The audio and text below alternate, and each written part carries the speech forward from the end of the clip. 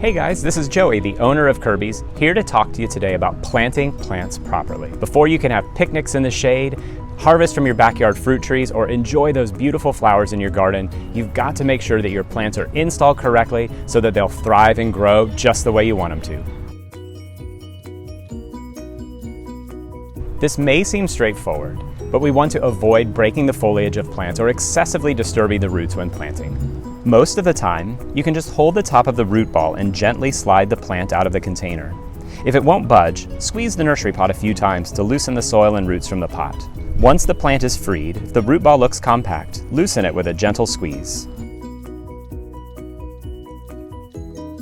Now it's time to grab your shovel and start digging. You want to dig the hole twice as wide, but at the same depth as the plant's original container. Check this by setting the plant in the hole and making sure the top of the new root ball is level with the surrounding soil. One of the biggest planting problems we see is planting too deep, which can suffocate the plant.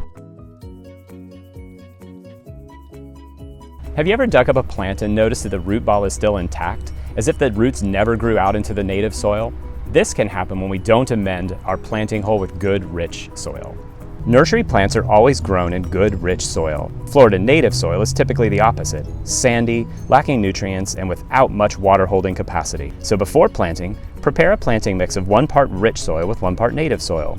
We recommend one of our black gold soils. They're all organic and include rich materials that help maintain moisture and promote strong roots. For an extra boost, add the appropriate amount of Espoma's Biotone Starter Plus. It is both a fertilizer for new roots and a source of mycorrhizal fungi and beneficial bacteria that improve soil health and create a sturdy root system. This allows plants to take up nutrients and water more readily, leading to less transplant shock, quicker establishment, and superior growth.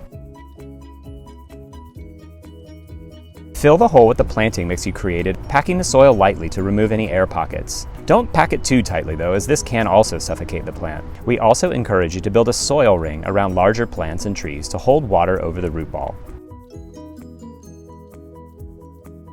Finally, soak the entire root ball thoroughly to start the process of establishing your new plant. For in-ground plants, water every day for the first month, every other day for the second month, and twice a week for the third month, always watering in the morning.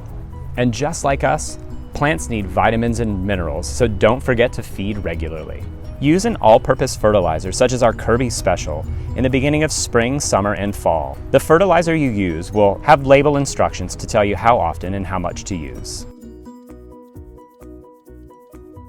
Do note that most of this information applies to in-ground plants. If you're planting in a container or hanging basket, be sure to use a rich potting soil and a container with drainage. Check more often for watering, as containers tend to dry out more quickly. Fertilize as needed. You can find all of this information in our Caring for New Plants brochure, which you can pick up at the nursery from any of our staff members.